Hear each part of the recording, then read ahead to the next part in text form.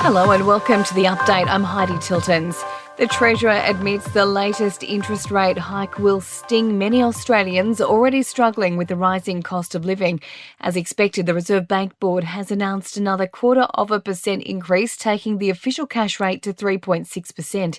Jim Chalmers says mortgage holders with a $500,000 loan are now paying about $1,000 a month more compared to a year ago. This will make life harder for many Australians who are already under the pump.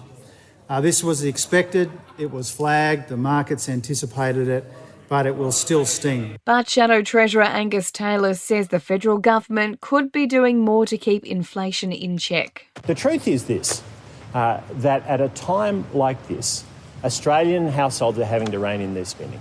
And if the government's not prepared to rein in its spending, Australians have to do more. A communication breakdown is being considered as a possible cause of a fatal helicopter collision at Seaworld on the Gold Coast. Air safety investigators have released their preliminary report into the January crash in which 4 people were killed.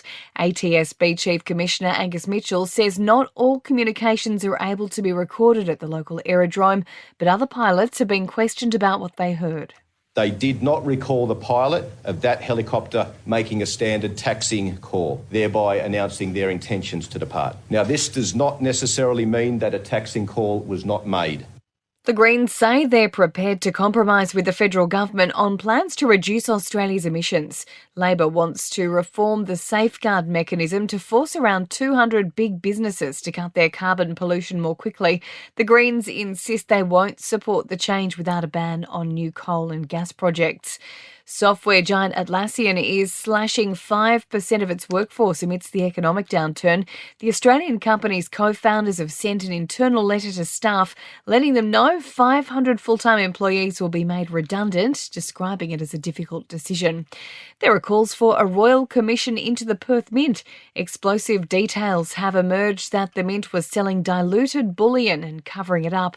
West Australian taxpayers could be forced to foot the bill for an almost $9 million recall of gold bars.